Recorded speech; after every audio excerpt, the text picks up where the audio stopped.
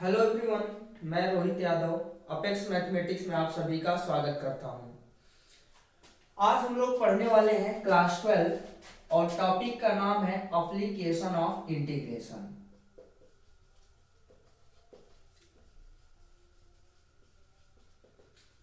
Application of integration.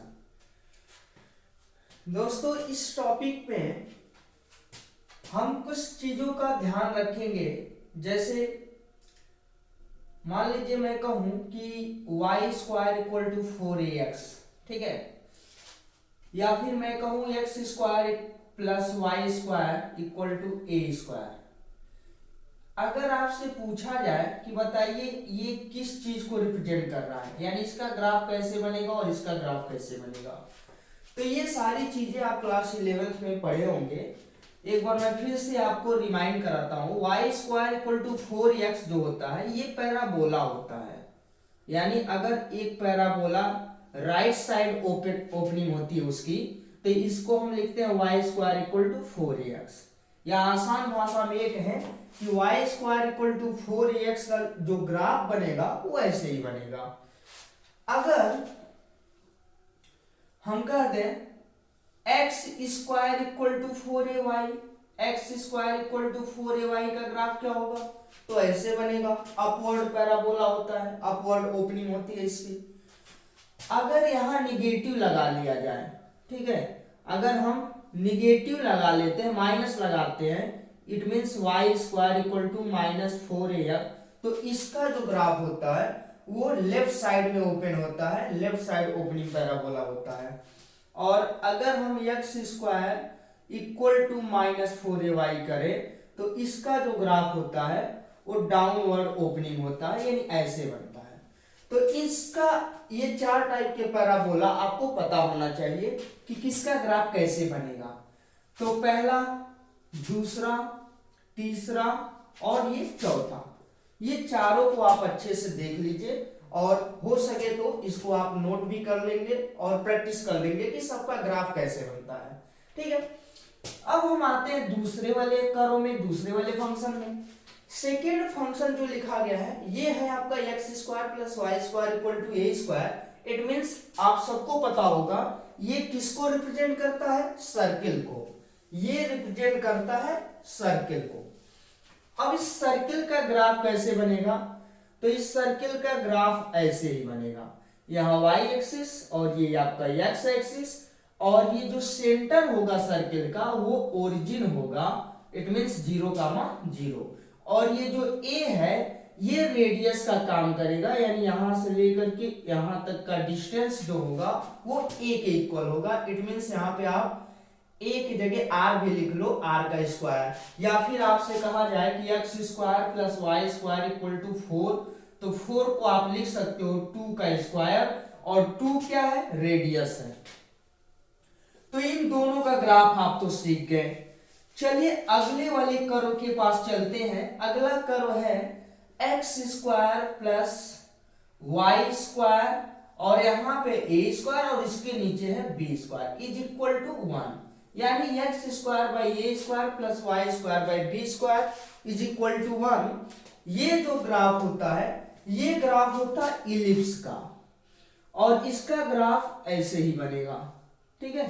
Ellipse जो होगा ये दो टाइप से बनेगा। एक तो ये कि जब a की वैल्यू ग्रेटर देन b, ठीक है, when a is greater than b then the ellipse is horizontal, ठीक है, हॉरिजॉन्टल टाइप इलिप्स बनेगा।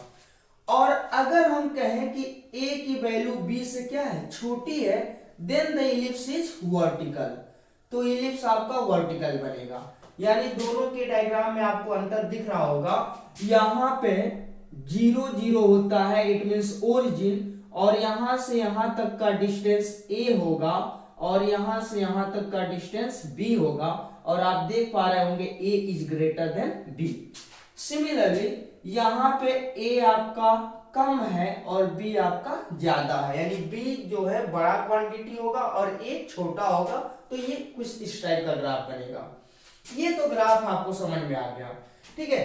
तो एक कंडीशन आप पार कर गए, यानी आपको ग्राफ समझ में आ गया। इससे ज्यादा ग्राफ नहीं यूज किया जाएगा, और कोई यूज भी किया जाएगा तो आपको पता होगा, जैसे लाइन का ग्राफ हो गया, मॉडुलस फंक्शन का ग्राफ हो गया, ये सारी चीजें आ सकती हैं। अब हम लोग बढ़ते हैं एप्लीकेशन ऑफ इंटीग्रेशन में। यू नो इंटीग्रेशन का ज्योमेट्रिकल मीनिंग क्या होता है? अगर मैं ज्योमेट्रिकल मीनिंग की बात करूं डिफरेंशिएशन की, dy बाई dx की, तो सबको पता है इसका ज्योमेट्रिकल मीनिंग क्या होता है। तो आप कहोगे ये तो स्लोप होता है, स्लोप ऑफ ए टेंजेंट, ये किसी टेंजेंट का स्लोप होता है किसी भी फंक्शन का at particular point. Okay, similarly अगर मैं कहूं कि इंटीग्रेशन से आपको क्या मिलता है, यानी इसका ज्योमेट्रिकल मीनिंग क्या है, तो आप ये बोल सकते हो कि सर इंटीग्रेशन का मतलब होता है एरिया फाइंड करना। ठीक है, तो ऑब्वियसली हम लोग इस चैप्टर में एरिया ही फाइंड आउट करने वाले हैं। तो एरिया फाइंड आउट करने के लिए हमें कुछ कंडीशन को ध्यान में रखना होगा। पहली बात कि जैसे मान लीजिए कोई कर्व ऐसे जा रहा है और हम चाहते हैं x इक्वल टू ए और x इक्वल टू बी, इनके बीच का, और ये आपका x एक्सिस और इधर आपका ये y एक्सिस, इनके बीच का हम एरिया निकालें। यानी एक तो कर्व होगा y equal to F X type का, और इस y equal to F X के नीचे और x एक्सिस के बीच में, इन दोनों के बीच में, और given particular point which is x equal to A and x equal to B, इन दोनों के बीच का एरिया, यानी इस पर्टिकुलर पार्ट का एरिया निकालना है। तो जब हमें इसका एरिया निकालना होगा तो क्या करेंगे, हम यहाँ पे एक वर्टिकल स्ट्रिप कट करते हैं। इस वाले स्ट्रिप को आप ध्यान से देखिए, तो इस स्ट्रिप को अगर इस वाले डिस्टेंस को dx से रिप्रेजेंट कर दें और इधर वाले डिस्टेंस को y से रिप्रेजेंट कर दें, तो ये एक रेक्टेंगुलर फॉर्मेट में बन जाएगा, रेक्टेंगल बन जाएगा, जिसका ब्रीथ होगा dx और लेंथ होगा y। और आपको पता है किसी भी रेक्टेंगल का एरिया क्या होता है, L इंटू बी। तो अगर हम इसका एरिया निकालें इस वाले स्ट्रिप का, ठीक है, तो इसका एरिया आ जाएगा y इंटू डी एक्स। ठीक, अब ये y इंटू डी एक्स अगर निकाल लिए और हम चाहते हैं कि यही स्ट्रिप कितने पार्ट में डिस्ट्रीब्यूट कर दे, तो फ्रॉम a टू b, यहां से लेकर के यहां तक अगर इसी को डिस्ट्रीब्यूट कर दें तो इसको हम कहेंगे limit a to b integration y dx, और यही आपका रिक्वायर्ड एरिया हो जाएगा। Required area is equal to integration of a to b y dx। अब जरा इसको समझ लेते हैं। जो ये स्ट्रिप आप कट किए हो, ये एज पॉसिबल बहुत ही पतला स्ट्रिप है। अगर मान लीजिए मैं कहूं कि बहुत पतला स्ट्रिप है, तो ये जो कर्व का थोड़ा टेढ़ा मेढ़ा डायग्राम गया हुआ है, यानी ऐसे आप कहोगे कि कर्व तो ऐसे गया है, तो जब यहां से आप इसको जूम करके देखें तो ये सीधा सीधा नहीं है। अगर हम किसी भी रेक्टेंगल की बात करते हैं तो उसमें एक लेंथ होता है जो एकदम सीधा होता है, ब्रीथ होता है, सीधा होता है, लेकिन ये जो है यहाँ पे कुछ कम डिस्टेंस होगा और इधर वाला कुछ ज्यादा होगा। तो आप कहोगे कि ये रेक्टेंगल कैसे हुआ? बिल्कुल आपका सही लॉजिक है, रेक्टेंगल नहीं हुआ, लेकिन मैंने क्या बोला कि जो ये स्ट्रिप कट करना है ये एज पॉसिबल एज बहुत ही पतला होना चाहिए, इतना पतला जितना आप कर सकते हो या देख सकते हो। ठीक है, ये तो आपको बनाने के लिए, समझने के लिए ये थोड़ा सा बड़ा ही बनाएंगे ताकि आपको दिखेगा कि ये कोई स्ट्रिप है, लेकिन जब ये बहुत पतला होगा तो ये वाला जो गैपिंग आपको दिख रहा है सीधा वाले में और एक कर्व के लॉन्ग डिस्टेंस में, ये दोनों सिमिलर हो जाएगा, एक समान हो जाएगा, तो ये बन जाएगा एक रेक्टेंगल। ठीक है, और इसी रेक्टेंगल का यहाँ फायदा लेते हैं और कहते हैं कि एरिया है तो एरिया होता है L इंटू बी, और ये जो dx है ये चूंकि इसकी चौड़ाई बहुत छोटी है, बहुत स्मॉल है, तो जब स्मॉल क्वांटिटी है इसको x से ना रिप्रेजेंट करके एक dx वैल्यू ले लिया, dx से रिप्रेजेंट किया। ठीक है, तो ये लॉजिकली आप समझ गए होंगे कि हम इंटीग्रेशन इसका कर रहे हैं, तो y dx इंटीग्रेशन आप y dx कर रहे हैं, तो ये दे क्या रहा है, ये एरिया गिव्स कर रहा है। ठीक है, क्यों? क्योंकि यहाँ पे L इंटू बी का मल्टीप्लाई किया गया है। और रही लिमिट की बात a से b, तो a से b तक आप इस पूरे स्ट्रिप को डिस्ट्रीब्यूट कर रहे हो, यानी इसको कंबाइन कर रहे हो पूरे पार्ट को, पूरे रेक्टेंगल को, तो ये इंटीग्रेशन का सिंबल आ गया, that is the required area. Okay, तो ये तो हो गया अगर इस टाइप से ग्राफ बन रहा है। तो अगर आपके माइंड में ऐसा आए कि ये ग्राफ तो एक्स एक्सिस के ऊपर है तो आपने एरिया निकाल लिया, अगर ये ग्राफ कुछ ऐसा जाए एक्स एक्सिस के नीचे जाए y equal to F X, तो कैसे एरिया निकालेंगे? तो भी फार्मूला यही रहेगा, इस बार भी आप एरिया ऐसे ही निकालोगे। कहां से कहां तक है? तो ये x इक्वल टू ए है, ये x इक्वल टू बी है, तो फ्रॉम ए टू बी, और यहां भी एक वर्टिकल स्ट्रिप आप कट करोगे, ठीक है, ये वर्टिकल स्ट्रिप है, ठीक है, स्ट्रिप का मतलब होता है कोई पट्टी, ठीक है, तो ये पट्टी आपने वर्टिकली ले लिया और इसमें ये डिस्टेंस हमने dx लिया और ये वाला y लिया। अब एक बात आप बताओ कि ये y एक्सिस है, इधर आपका x एक्सिस है और यहाँ पे ओरिजिन है। जब कोई चीज फोर्थ क्वाड्रेंट में होगा तो उसका y वाला वैल्यू क्या होगा? निगेटिव होगा, नो डाउट। आप y क्या रखोगे? माइनस y रखोगे। तो यहाँ पे जो एरिया के लिए फार्मूला आएगा वो y ना लिख करके आप क्या लिखोगे? माइनस y इंटू dx, और फिर y की वैल्यू रख देंगे। जैसे यहाँ पे y की वैल्यू क्या रखोगे आप? a टू b, y की जगह रख दोगे एफ एक्स, x के टर्म में रखोगे क्योंकि इंटीग्रेशन तो x के रिस्पेक्ट में करना है, तो एफ एक्स dx हो जाएगा, और यहाँ भी y की वैल्यू रख दोगे एफ एक्स dx, और ये माइनस आ जाएगा। जब एरिया आप निकाल लोगे तो जो एरिया आएगा वो निगेटिव आएगा यहाँ से, और यू नो कि कोई भी डिस्टेंस है एरिया कभी निगेटिव तो होता नहीं है, और जब निगेटिव नहीं होता है तो आप क्या करोगे? इसका मॉडुलस वैल्यू लिखोगे, यानी इसका मॉड लेंगे, ठीक है। मॉड इसलिए क्योंकि एरिया है और एरिया कभी भी निगेटिव नहीं हो सकता। सेम यहाँ भी है, अगर बाय द वे यहाँ भी निगेटिव आ रहा है तो आप कहोगे area never negative, it means जो उसका मैग्नीट्यूड होगा वही आप यहाँ पे लिखेंगे। ओके, तो चलिए ये चीजें तो आप समझ गए होंगे। अब इसी में अगला टाइप जो बनता है, अगला केस जो बनता है वो कुछ इस टाइप से बनता है। हो सकता है कि ग्राफ आपका कुछ ऐसे ना जा करके ग्राफ आपका कुछ ऐसा जा रहा है, और जब ऐसा जा रहा है तो इसका होगा x equal to F Y, यानी जो फंक्शन है आपका वो x equal to F Y something type का फंक्शन है, और आपको एरिया निकालना y equal to a to y equal to b के बीच में, तो इस वाले पोर्शन का एरिया निकालना है। तो जब इनके बीच का एरिया निकालना रहेगा तो यहाँ पे वर्टिकल स्ट्रिप नहीं कट करेंगे, यहाँ पे हॉरिजॉन्टल स्ट्रिप कट करेंगे, तो ये हॉरिजॉन्टल स्ट्रिप हो जाएगा, और ये x के लॉन्ग है तो इसका डिस्टेंस यहाँ से यहाँ तक x हो गया, और ये इसका ब्रीथ कितना लोगे? dy, क्योंकि y के लॉन्ग है बट वेरी स्मॉल क्वांटिटी है तो इसलिए dy ले लो। तो बताओ इसका रिक्वायर्ड एरिया क्या होगा? तो इसका रिक्वायर्ड एरिया हो जाएगा कहां से कहां तक? फ्रॉम a टू b, और ये जो a और b है ये y की वैल्यू है, from y equal to a to y equal to b, और यहाँ पे लिखोगे x dy। इस बार l इंटू बी की जगह x इंटू डी वाई आया, मीन्स x वाले वैल्यू को y के टर्म में रखिए क्योंकि इंटीग्रेट तो y के रिस्पेक्ट में करना है, तो यहाँ पे आ जाएगा a टू b, और x के जगह रखेंगे F Y into D Y, और ये जो भी फंक्शन दिया रहेगा, जो कर्व दिया रहेगा वो आप रख देंगे, सॉल्व करेंगे, और उसका मॉड वैल्यू लेंगे। हमेशा मॉडुलस वैल्यू लेना है, ठीक है। अगर निगेटिव भी आता है तो पॉजिटिव लेना, अगर पॉजिटिव आ रहा है तो ठीक ही है, पॉजिटिव है। चलिए, तो ये चीजें तो आपको समझ में आ गया होगा।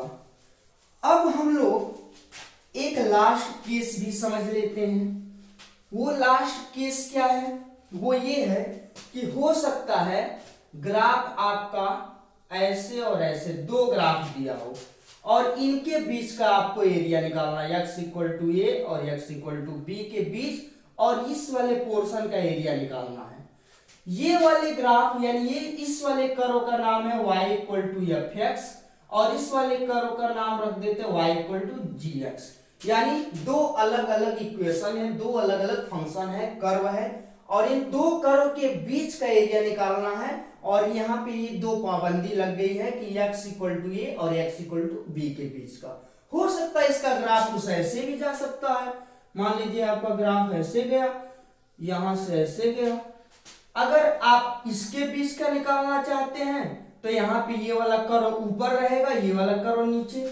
और अगर यहाँ पे कहीं निकालना चाहते हैं इनके बीच का, तो यहाँ पे ये दूसरा वाला कर्व फिर ऊपर आ जाएगा, और ये पहला वाला कर्व जो अभी ऊपर था वो कहाँ पे आ जाएगा, नीचे।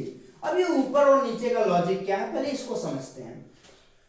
हमने पढ़ा कि अगर कोई कर्व जा रहा है और उसके नीचे का एरिया और एक्स एक्सिस के बीच का एरिया निकालने के लिए हम क्या करते हैं, इसी फंक्शन को, इसी कर्व को इंटीग्रेट करते हैं, क्योंकि आपने पढ़ा कि एरिया इक्वल टू होता है y dx।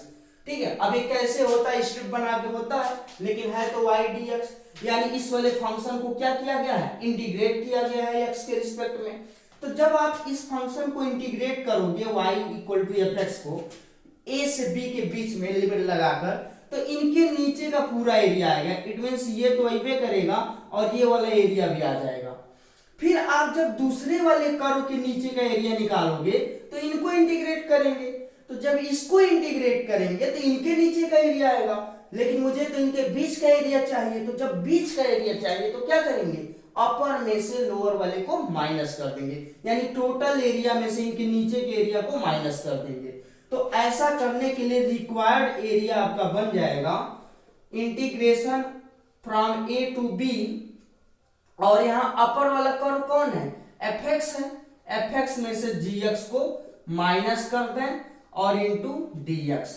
अब देखिए हमने ये रूल पढ़ा कि अगर ऐसे दो फंक्शन का इंटीग्रेशन है तो इंटीग्रेशन इसका भी करेंगे, इंटीग्रेशन इसका भी करेंगे, इसी वाले रूल से आप कर लेंगे। तो जब अलग अलग करोगे तो वही तो बात हुआ कि एक बार इस वाले पहले वाले फंक्शन को इंटीग्रेट करो, मींस वहां से जो वैल्यू आएगा इसके नीचे का टोटल एरिया आएगा एक्स एक्सिस और इस कर्व के बीच का। और अगर जब दूसरे के पास इंटीग्रेशन ले जाएंगे तो इसके नीचे का पूरा एरिया यानी ये वाला एरिया आ जाएगा, और जब दोनों को माइनस करेंगे तो required area, it means the area between the two curve आ जाएगा। ओके, तो ये तो था बेसिक कंसेप्ट जो आपको जरूरी था एप्लीकेशन ऑफ इंटीग्रेशन के क्वेश्चन करने के लिए। अब हम लोग क्वेश्चन प्रैक्टिस करेंगे, और क्वेश्चन प्रैक्टिस करने के लिए वैसे तो इंटीग्रेशन के बहुत सारे फार्मूले यूज हो सकते हैं इस वाले टॉपिक में, लेकिन एक फार्मूला जो मोस्टली कई बार यूज होगा वो फार्मूला ये होता है अंडर रूट ए स्क्वायर माइनस एक्स स्क्वायर का integration.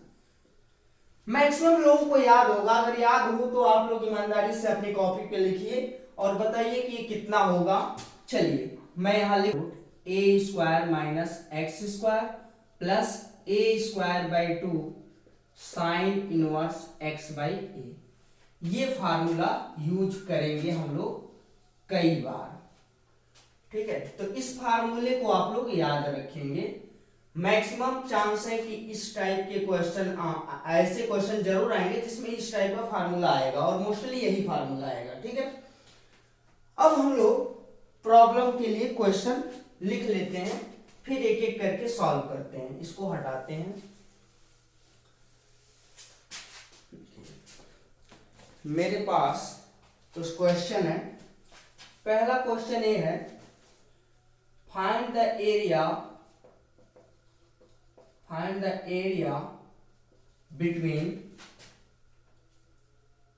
find the area of the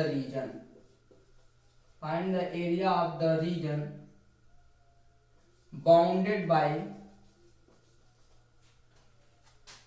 curve y square equal to x and the line x equal to 1, x equal to 4 and x axis। ये question है, find the area of the region bounded by curve y square equal to x and the line x equal to 1, x equal to 4 and x axis, ठीक है। सबसे पहले ये जो curve दिया है ये कौन सा वाला कर्व है, तो शुरुआत में हमने आपको बताया था इसका ग्राफ। तो इसका ग्राफ आप बताइए ये कौन से वाले टाइप का है, तो y square equal to 4ax type का है।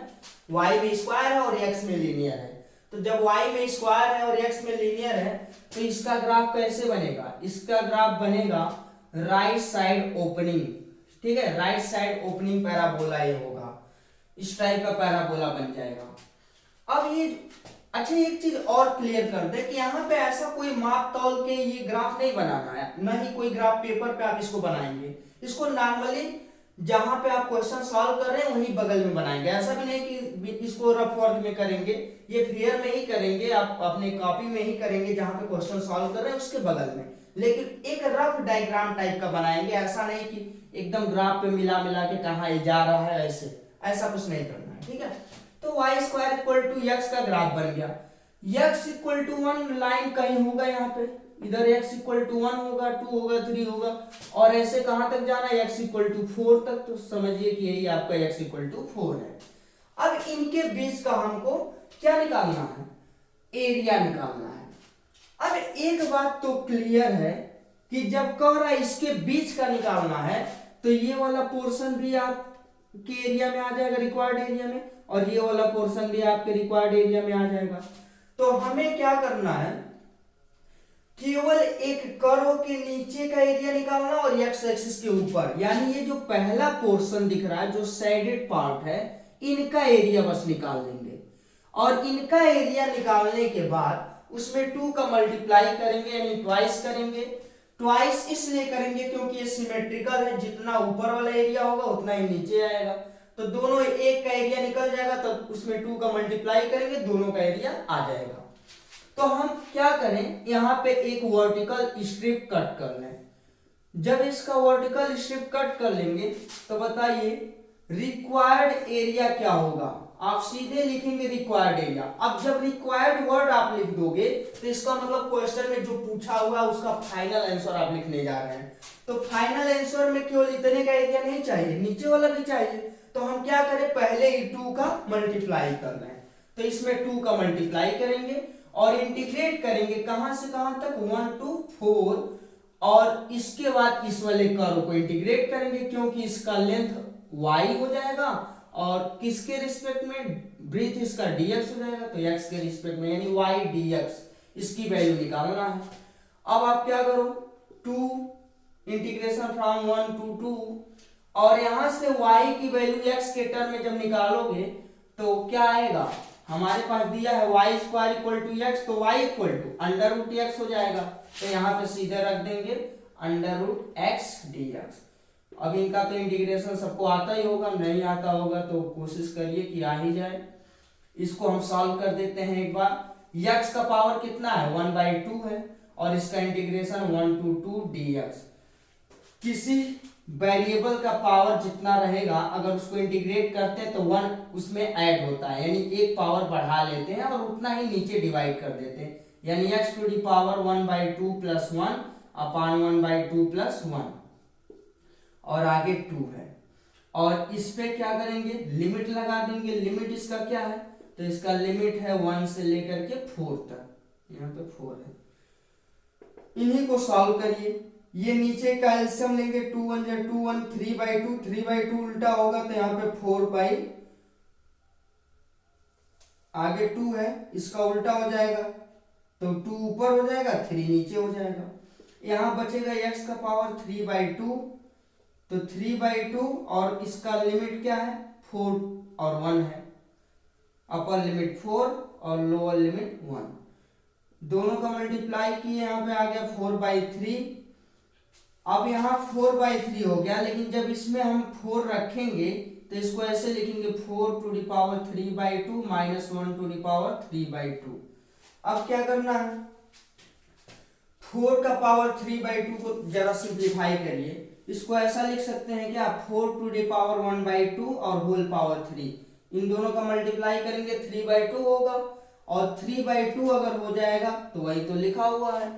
तो सबसे पहले हम क्या करेंगे, इसका 1/2 निकाल लें। 1/2 बोले तो अंडर रूट कितना आएगा, 2, 2 का पावर 3 बोले तो 8 आएगा, और 8 का यहाँ पे आ गया 8, और 1 का पावर कोई भी 1 का अगर पावर लिखते हैं 3/2, तो 1 का तो कोई भी पावर अगर करेंगे, जैसे 1 का कोई सा भी पावर करेंगे तो कितना ही आएगा, 1 ही आएगा। तो 1 8 - 1 कितना होगा, 7, और 7 में किसका मल्टीप्लाई करेंगे, 4/3 का, तो 4/3 इंटू 8 - 1 यानी 7। फाइनली आंसर कितना हो जाएगा, 28/3। तो ये आपका आंसर हो जाएगा।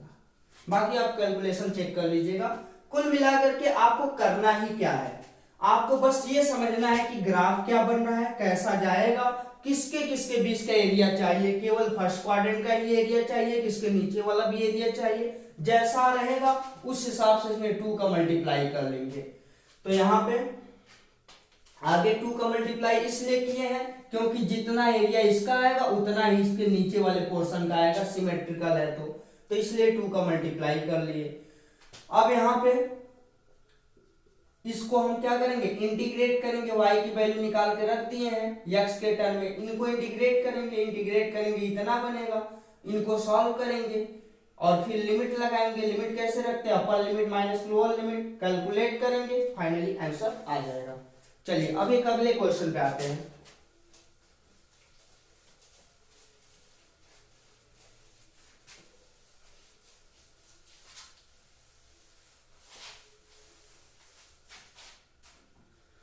नेक्स्ट क्वेश्चन है, find the area of the region bounded by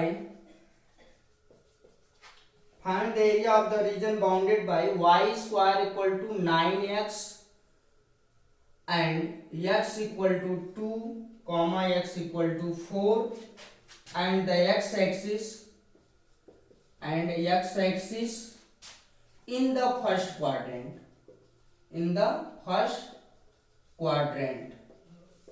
ठीक है, ये क्वेश्चन है हमारा सेकेंड क्वेश्चन, बिल्कुल पहले जैसा ही है। सबसे पहले इस कर्व को देखिए, कर्व क्या क्या है, एक तो आपका पैराबोला वाला कर्व लग रहा है, एक आपका कौन सा कर्व लग रहा है, स्ट्रेट लाइन है, ये भी स्ट्रेट लाइन ही है। अब हम सीधे सीधे इसका डायग्राम बनाते हैं। y square equal to 4ax type का ही दिया हुआ है, it means right side opening parabola है, तो ये राइट साइड ओपनिंग पैराबोला हमने बना लिया। ये कौन सा वाला है, तो y square equal to 9x वाला है।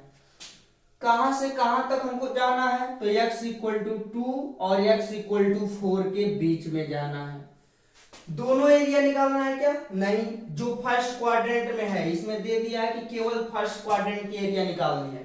तो इसके लिए क्या करते हैं, इसके लिए तो सीधा एक स्ट्रिप कट करो और इसका लेंथ y हो जाएगा और इसका ब्रीथ क्या लोगे, dx, x पे है तो dx लेंगे, स्मॉल क्वांटिटी है। अब यहाँ y इंटू dx को इंटीग्रेट करेंगे, y इंटू dx कहां से कहां तक इंटीग्रेट करना है, तो 2 से लेकर के 4 तक, और यही बन जाएगा आपका रिक्वायर्ड एरिया। y की वैल्यू निकाल लो, क्या आएगा, 2 से लेके 4 तक, और इसका अंडर रूट लोगे तो 3 कांस्टेंट है, बाहर कर लो, और ये बन जाएगा अंडर रूट x और ये dx। तो फिर फाइनली इसको तो सॉल्व करने आता ही होगा, कर लेंगे, इंटीग्रेट करेंगे, लिमिट रखेंगे, अपर लिमिट माइनस लोअर लिमिट, 3 का मल्टीप्लाई करेंगे। अगर वो पॉजिटिव आएगा ठीक है, नहीं आएगा पॉजिटिव, निगेटिव आएगा तो मॉड लेंगे। तो इतना काम तो आप कर ही लेंगे। चलिए नेक्स्ट क्वेश्चन पे हम लोग चलते हैं। अगला क्वेश्चन है, find the area bounded by x square by 16 plus y square by 9 equal to 1। Okay, इस कर्व को देख करके अब आप समझ गए होंगे कि ये क्या चीज दिया हुआ है। ठीक है, अगर इस कर्व को देखा जाए तो ये कर्व किस चीज का है, इलिप्स का है। शुरुआत में हमने कुछ ग्राफ भी बता दिया। अब ये देखो x स्क्वायर बाई a का square, y square by b का स्क्वायर इक्वल टू 1 टाइप का है।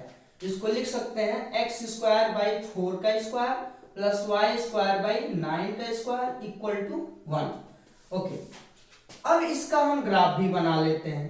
आप कहोगे ये इलिप्स है, कौन सा वाला इलिप्स है भाई, ये तो इलिप्स लग रहा है, कैसा है, हॉरिजॉन्टल वाला। हॉरिजॉन्टल क्यों है, हॉरिजॉन्टल इसलिए है क्योंकि a की ये 3 का स्क्वायर है ना, 9 है तो 3 का स्क्वायर हो गया।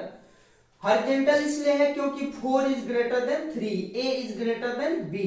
तो अगर ये हॉरिजॉन्टल है तो आप ऐसे बना लो।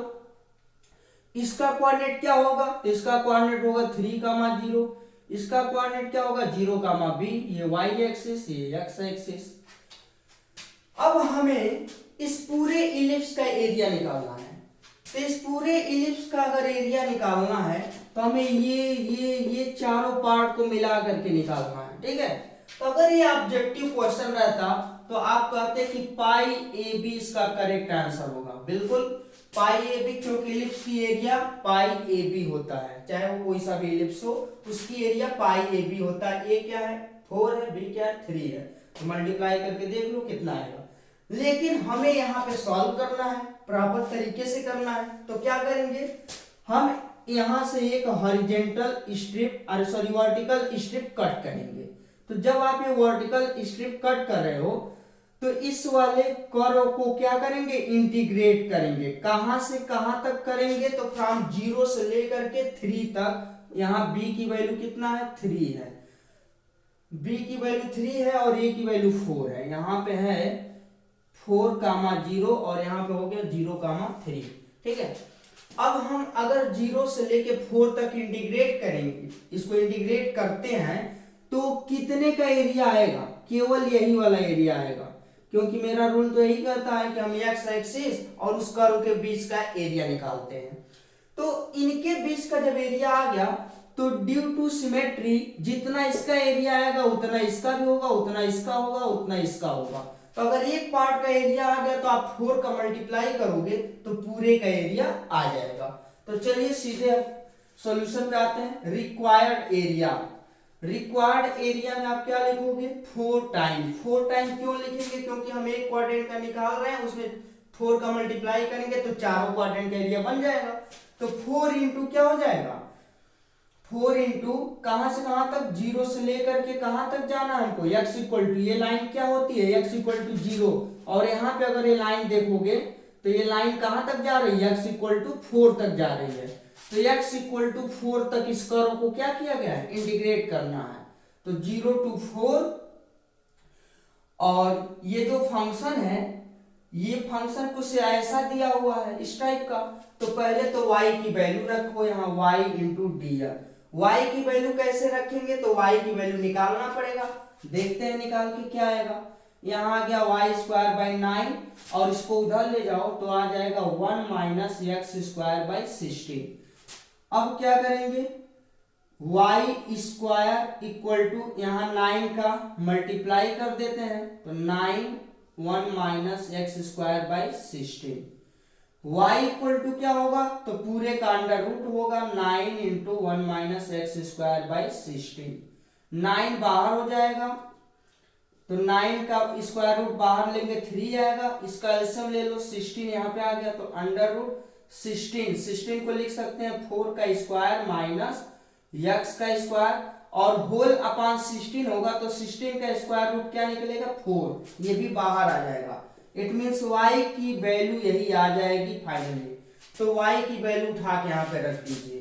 तो ये आप बगल में कहीं कर लेंगे या इसी में भी कर सकते हैं, यहाँ से इंप्लाई करके पहले इसी को सॉल्व कर लो तब जाके रिक्वायर्ड एरिया पे आएंगे। अब ये आ गया 4 into 0 to 4 under root 4² minus x², और बाहर क्या निकला है 3/4, तो 4 से 4 कैंसिल, चलो एक बार लिख ही देते हैं 4 इंटू 3/4 हो गया। अगले स्टेप में क्या हो जाएगा, दोनों कैंसिल होगा तो केवल 3 बचेगा, तो ये आ गया 3 टाइम्स। और इनका जब इंटीग्रेशन करेंगे तो ये इंटीग्रेशन किसका है, तो ये इंटीग्रेशन है under root a² minus x² का। देखिए इस टाइप का फार्मूला आपको यूज में आ गया। अब इसका रिजल्ट क्या होता है, इसका रिजल्ट होता है x/2 under root a² minus x² plus a²/2 sine inverse x/a, ये इसका रिजल्ट होता है। तो यहाँ पे सीधा सीधा लिख देते हैं क्या होगा x/2, तो यहाँ हो गया x/2, फिर अंडर रूट यही 4² 4 बोले तो 4 का स्क्वायर क्या होगा 16 माइनस x² प्लस के a² बोले तो 16 अपान क्या है 2, यहाँ पे 2 हो गया। फिर लिखेंगे sine inverse, sine inverse x by A, X by A की जगह क्या है 4। अब ये जो क्वांटिटी लिखे हैं इस पे लिमिट भी रखना है, कहां से कहां तक 0 to 4। तो ये फाइनली आ जाएगा 3 इंटू, अब एक बार देखो अपर लिमिट रखेंगे तो इस दोनों में अपर लिमिट रखेंगे कहां पे, जहां जहां x है। तो अगर 4 आप यहां रखते हो तो 16 माइनस 16 जीरो होगा, जीरो का square root zero, zero multiply by something पूरा जीरो हो गया, ठीक। फिर अगर 4 यहां रखेंगे तो 4 से 4 क्या होगा, कैंसिल हो जाएगा और बचेगा साइन इनवर्स 1। तो बताओ साइन इनवर्स 1 को क्या लिख सकते हैं, पाई बाई 2। साइन कितने की वैल्यू 1 होती है, पाई बाई 2 की। तो यहां से आ गया पाई बाई 2 और 2 से 16 को डिवाइड करेंगे कितना आएगा 8। तो अपर लिमिट रख करके जब आप सॉल्व करोगे तो केवल मिलेगा 8 माइनस 8 ही नहीं मिलेगा, ये पाई बाई 2 है, 8 pi by 2, 8 into pi by 2, क्योंकि ये 1 हो जाएगा और साइन इनवर्स 1 की वैल्यू पाई बाई 2। तो अपर लिमिट आ गया 8 पाई बाई 2 माइनस, अब लोअर लिमिट रखो तो लोअर लिमिट यहां से चाहे जो भी आए, x की जगह 0 रखेंगे तो ये पूरा टर्म अगेन 0 होगा। और फिर जब यहां रखोगे तो साइन कितने की वैल्यू 0 होती है, तो 0 की, फिर 0 मल्टीप्लाई बाई समथिंग पूरा 0 हो गया, तो इधर तो 0 हो गया। अब देखो 2 से इसको कट कर दो, 2 4 जा 8, बचा क्या 4 पाई, 4 पाई का मल्टीप्लाई किसमें करेंगे 3 में, तो कितना होगा 12 पाई। तो देखिए फाइनल आंसर इतना आ जाएगा 12 पाई। और आप पाई ए बी से निकाल करके चेक कर लो तब भी कितना ही आता है 12 पाई आता, ठीक है। तो ये दूसरा वाला क्वेश्चन था और इसी तरीके से आपको क्वेश्चन सॉल्व करने हैं।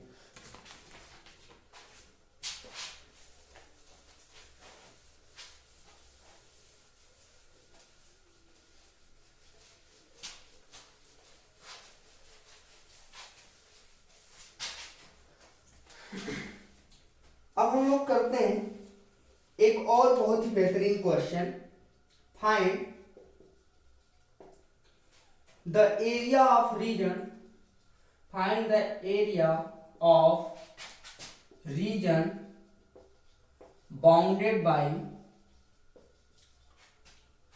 y equal to x square and y equal to mod x। देखिए अब बस इतनी ही बात बोली गई है कि एक y equal to x square है और एक y equal to mod x है। दो अलग अलग फंक्शन दिया है, दो अलग अलग कर्व दिया है, इन दो कर्व के बीच का एरिया पूछा है।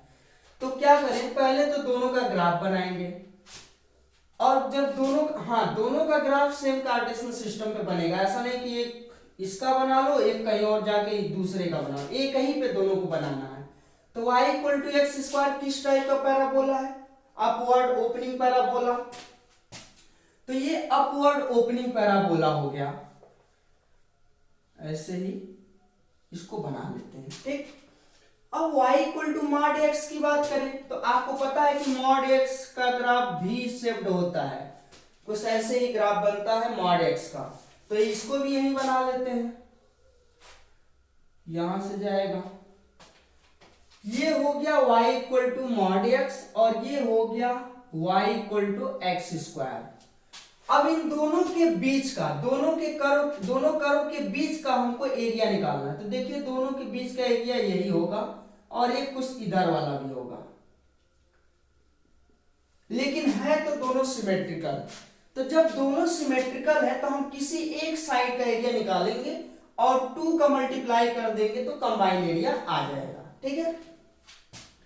अब देखते हैं ये कौन सी लाइन है, x इक्वल टू 0 और ये आपका x एक्सिस है, ये है y axis. You know well कि y एक्सिस का इक्वेशन क्या होता है, x इक्वल टू 0। तो x इक्वल टू 0 से लेकर के हमें यहां तक जाना है जहां ये दोनों एक दूसरे को क्या कर रहे हैं, इंटरसेक्ट कर रहे हैं, इनके बीच का एरिया निकालना है। तो ये दोनों हमें यहां तक जाना है, इंटरसेक्शन पॉइंट निकालना है इन दोनों का। तो जब आप इन दोनों का इंटरसेक्शन पॉइंट निकालोगे तो किसी भी दो कर्व का इंटरसेक्शन पॉइंट निकालने के लिए उन दोनों कर्व को आपस में क्या करते हैं, सॉल्व करते हैं। तो एक बात और आपको बता दूं कि जब आप मॉड x का ग्राफ बनाते हो ना, जैसे ये y equal to mod x हो गया, तो मॉड एक्स के ग्राफ में दो केस आता है, एक तो x ग्रेटर देन 0 के लिए, एक x लेस देन 0 के लिए, और 0 पे तो यही होगा। तो इधर की जो लाइन होती है ये y इक्वल टू x बनती है, और इधर वाली जो लाइन होती है ये y equal to minus X बनती है। तो अगर मैं इसका एरिया निकालना चाहता हूं इन दोनों के बीच का, तो कहां से कहां तक ही जाना है ये पता होना चाहिए। तो एक पॉइंट ऑफ इंटरसेक्शन तो पता हो गया कि x इक्वल टू 0 तक जाना है, दूसरा x इक्वल टू कहां तक जाना है ये निकालने के लिए हम इस वाले ग्राफ को इस वाले ग्राफ के साथ सॉल्व करेंगे। क्यों? क्योंकि दो ही करो तो यहाँ इंटरसेक्ट कर रहे हैं आपस में, एक तो ये पहला वाला y equal to x square, और एक y equal to mod x में केवल प्लस वाला x लेंगे, क्योंकि ये राइट साइड वाला लाइन है तो y equal to plus x होता है। चाहो तो आप केस बना के निकाल लो, लेकिन वो बहुत डिटेल में उतना कुछ हमें करना नहीं, हमें सीधा समझना है कि इधर की जो लाइन है y equal to plus X होती है, इधर की line y equal to minus X होती है। तो ये y इक्वल टू एक्स, और इसको सॉल्व करेंगे। अब देखिए क्या करोगे, for intersection point, for intersection point के लिए जब आप सॉल्व करोगे तो y इक्वल टू आप लिख सकते हो solve y equal to x square and y equal to x.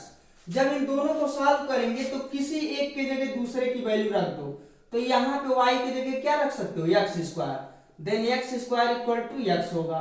इसको इधर लाओ तो x square minus x equal to 0, x common लेंगे तो x minus 1 is equal to 0। Now x equal to 0, और एक बार जब इसको 0 की इक्वल करेंगे तो x इक्वल टू 1। तो देखिए एक इंटरसेक्शन पॉइंट तो आपको मिल ही चुका है, यहाँ पे एक इंटरसेक्शन पॉइंट मिल गया है 0, और एक इंटरसेक्शन पॉइंट कौन मिलेगा 1, यानी ये x इक्वल टू 1 पे जाके इंटरसेक्ट करेगा। ठीक है, वैसे भी वैल्यू रख के दोनों सेटिस्फाई करो, x इक्वल टू 1 रखो तो y की वैल्यू 1 आया, यहाँ भी x इक्वल टू 1 रखोगे तो y की वैल्यू 1 आया, तो यहाँ दोनों की वैल्यू तो सेम है। ओके, तो ये आपका इंटरसेक्शन पॉइंट पता हो गया। अब बताइए रिक्वायर्ड एरिया कैसे निकालेंगे। रिक्वायर्ड एरिया निकालने के लिए हम क्या करें, 2 का मल्टीप्लाई करेंगे, y 2 का मल्टीप्लाई क्यों करेंगे, क्योंकि इधर का जो रीजन है इधर का तो एरिया आप निकाल ही रहे हो, इधर का भी एरिया आपको चाहिए, तो जितना इधर का एरिया आएगा उसी में 2 का मल्टीप्लाई करेंगे तो कंबाइंड रूप से इन दोनों का एरिया आ जाएगा, क्योंकि दोनों रीजन सेम है यानी सिमेट्रिकल है, जितना एरिया इसका उतना एरिया इसका भी है। कहां से कहां तक जाना है, फ्रॉम 0 टू 1 अपर। अब देखिए यहाँ पे वही वाला केस आ गया कि दो कर्व में जो पहले ऊपर रहता है उसका ग्राफ लिखते हैं, फिर नीचे वाले का ग्राफ लिखते हैं, नीचे वाले का इक्वेशन लिखते हैं, तो दोनों इक्वेशन को माइनस करके इंटीग्रेट करते हैं। तो पहला वाले की वैल्यू क्या हो जाएगी, y इक्वल टू क्या है x, तो y की वैल्यू आपका हो जाएगा x माइनस, फिर दूसरा वाला कर्व जो नीचे वो कौन वाला है y equal to x square, तो इसके y की वैल्यू क्या है एक्स स्क्वायर, तो ये बन गया आपका fx वाला और ये बन गया gx वाला। ये फंक्शन जो ऊपर वाला है ये fx हो गया और ये नीचे वाला जो है वो gx हो गया। तो fx में से gx को हम क्या करेंगे, माइनस करेंगे और इंटीग्रेट करेंगे with respect to x। Okay, अब इनको तो इंटीग्रेट करने आता है, होगा 2 इंटू एक्स का integration x square by 2 minus इसका होगा एक्स क्यूब बाई 3। अब यहाँ upper limit minus lower limit रख देंगे, सॉल्व करेंगे, कैलकुलेट करेंगे, ये आ जाएगा। चलिए, तो आप लोग खुद ही कॉपी पे अपने सॉल्व करके निकाल लो, देखो एरिया कितना आ रहा है।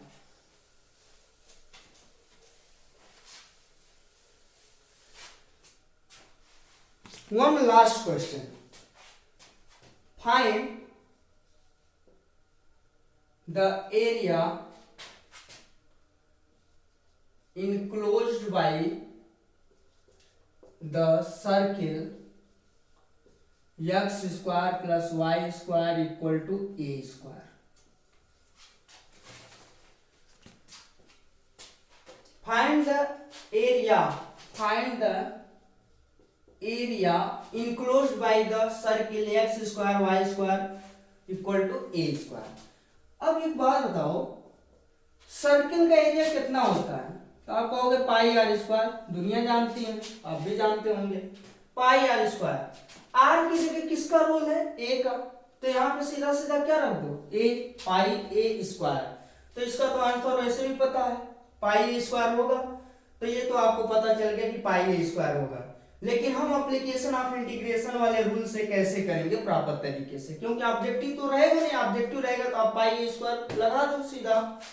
अब इसका ग्राफ ड्रा करो पहले। इसका ग्राफ क्या होगा, एक सर्किल होगा having centre 0,0 and radius a। तो बताओ यहां तक का डिस्टेंस कितना होगा, a होगा। तो इसका कोऑर्डिनेट भी हो जाएगा a, 0। और इधर का डिस्टेंस अगर देखा जाए तो 0, a होगा। जितना डिस्टेंस ये है उतना ये भी है, तो ये भी रेडियस है, ये भी रेडियस है, तो रेडियस यहाँ a है, तो 0 a हो गया, यहाँ a 0 हो जाएगा। अब हम चाहते हैं इस पूरे सर्कल का एरिया निकालना, तो इसके लिए हम पहले एक क्वाड्रेंट की बात कर लेते हैं। कहां से कहां तक, फ्रॉम 0 से लेकर के a तक, यानी इस वाले कर्व को जो यहाँ पे डार्क बना रहे हैं इसी को आपको इंटीग्रेट करना है, यही वाला कर्व इंटीग्रेट करना है। और जब इस कर्व को इंटीग्रेट करोगे तो इसके नीचे का एरिया आएगा, मतलब इस फर्स्ट क्वाड्रेंट का एरिया आपको मिल जाएगा। और उसी में 4 का मल्टीप्लाई करेंगे तो चारों पार्ट का एरिया आ जाएगा। तो चलिए रिक्वायर्ड एरिया पे आ जाते हैं। Required area is equal to, कहां से कहां तक जाना हमको, x इक्वल टू 0 से लेके ये वाली लाइन कौन हो जाएगी, x इक्वल टू a। तो from 0 to a multiplied by 4 कर लेते हैं, क्योंकि चारों क्वाड्रेंट का एरिया मिला के ना सर्कल का एरिया होगा। अभी तो हम केवल एक का निकाल रहे हैं, तो 4 का मल्टीप्लाई कर लो। अब इस वाले कर्व को, यानी ये कर्व कौन है, कर्व तो यही है, लेकिन इसकी y की वैल्यू fx के टर्म में लिखना है ऐसे, y इक्वल टू fx। तो पहले y की वैल्यू निकालो, y इक्वल टू क्या होगा, इधर है a स्क्वायर माइनस इधर है x स्क्वायर और अंडर रूट, क्योंकि y का स्क्वायर है, इधर जाएगा अंडर रूट। अब यहाँ पे रख दो a square minus x square और ये dx।